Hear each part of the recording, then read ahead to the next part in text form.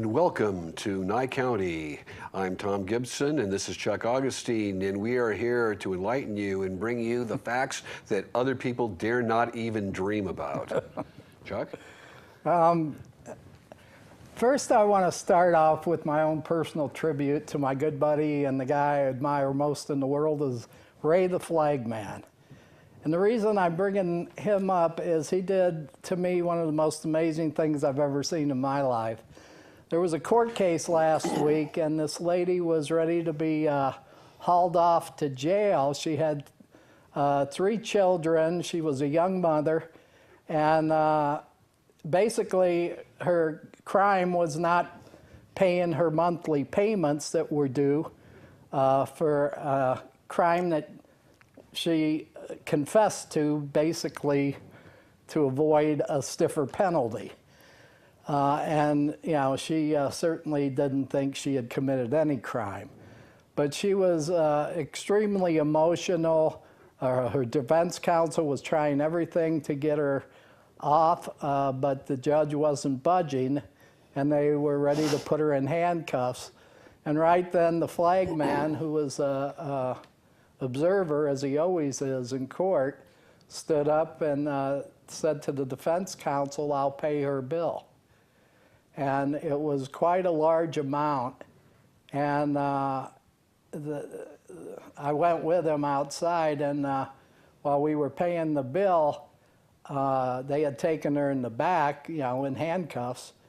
And when we got the receipt and everything, the flagman went back in, gave it to the judge, and he said, "Release her." And it was incredibly wonderful what he did. And in my mind, quite easily could have saved 4 lives at least. Who knows what could have happened if she was hauled off to jail? What would have happened to the kids? How would that have affected the rest of her life? No one knows. But anyway, as she was walking out, she, of course, hugged him and said, "Thank you so much," a million times. And all he said was, "Have a great life." It was something that you normally don't ever see. We all do charity work and things for other people. But to actually take a large amount of money out of your bank account for a complete stranger was probably one of the most amazing things I've ever seen. So my tribute to the flagman. He's been on the cover of Pahrump Life. I don't know if you can see that. And he's offered to do this multiple times in the courts. And it's really something that it still chokes me up just talking about it.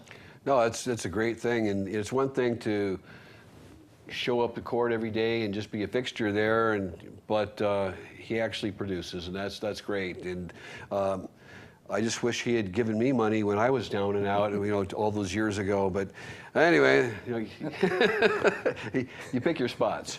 Well, he is discerning about it. Okay, another thing I'd like to bring up that was brought up at the DA and Donuts with the commissioners and that is the first Saturday of every month. This coming month, it's going to be in Tonopah. So Pahrump is going to take a month off. But anyway, they had the public administrator. And for those of us that are reaching elderly years and have medical problems and all the rest, we often wonder what's going to happen to our stuff once we kick the bucket. Is it going to get to our daughters, our children, or is someone going to come in and grab the stuff? And is there going to be all kinds of court, you know, cases regarding who gets what? So the public administrator really eased my mind, and she said, basically, if people leave a note on the refrigerator, more or less directing the public administrator in case of death who they should contact. They will not go through the house. They won't, you know, grab the keys. They'll make sure that this person will get the keys and turn it over to them.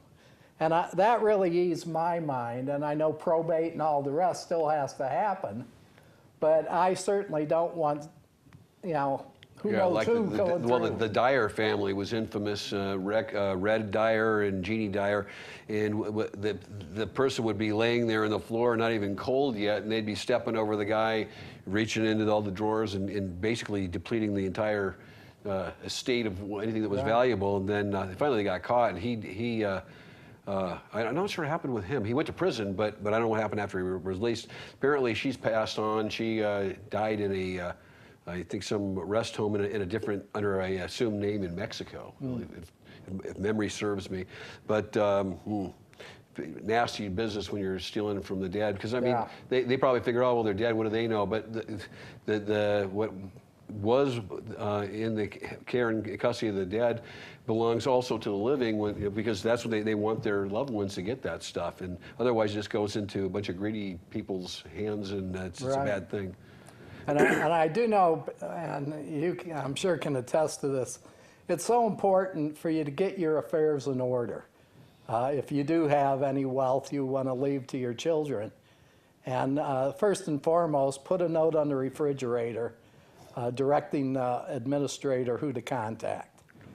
And then talk to a lawyer, right? Well, yeah, and what most people don't realize is that there are two forms of wills. There's your holographic will, and there's the attested will. The holographic will is one that's written in your handwriting, and people don't realize that you can actually, it's just as legal as any other will. As a matter of fact, I'm from Nebraska. We had a classic case that in Nebraska where a farmer started having a heart attack out in the middle of his field back like in the 1940s. And he got out and took his penknife and scratched his last will and testament, literally in his own handwriting, into the fender of his tractor. And he died, and then when it went to probate, they took the tractor fender into court, this huge piece of metal, and probated it. But that's called a holographic will. And a holographic will only needs to be in the handwriting. Don't print it out, and don't try to have it notarized.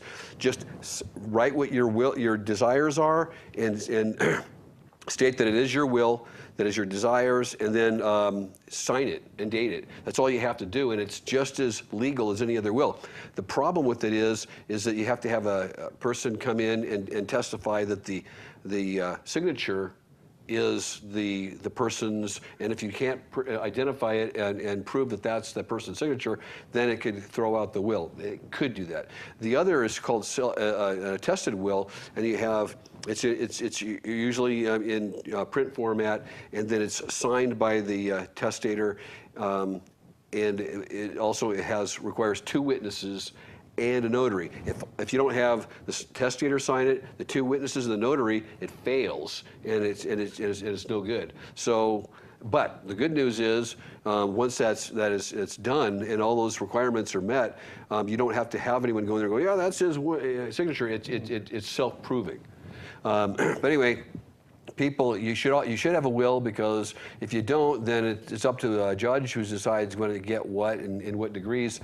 And I've been in court many times where people they'll do a will and it's not proper, and everything goes to the relative that they wanted to write out, or that they literally wrote out of their will, but because it fails, it goes to people that they don't want to have their things. And I would say 25% or more of the time, in my experiences, one or more relatives who would be entitled to inherit if the person didn't have a will, are literally written out of the will and given $1, because the testator does not want that person to get anything. But when they die with a improper will, Schmuckley gets everything, or at least something more than is deserved. Here's a question. I got all my stuff in a trust: my land, my cars, mobile homes, etc. The contents that are inside the things in a trust, does that automatically go along with the trust? Yes and no. If the trust states out, I mean, because normally what you want to do is, a lot of people, they'll put a trust together, but they don't fund it. Okay, an unfunded trust is just a piece of paper. So they'll say, everything I own goes to so and so, and then you die, and if it's not put into the trust, and the trust isn't written correctly, then it fails because it's not funded. So what you want to do is you'll say the trust owns this real estate. Okay, and what you do is you take the real estate, and then instead of saying, Tom Gibson is the owner of the real estate, it'll say the Tom Gibson Trust now owns it. So you have to deed it over to the trust, and then the trust owns it. But don't assume just because you have a trust that your things are going to be properly set in the trust. However, if you have a will, you should have a will that goes with the trust, because they don't work well outside of one another. The will say, it'll have a holdover clause, or a pour-over clause, and the pour-over says everything I own in the whole world goes into the trust.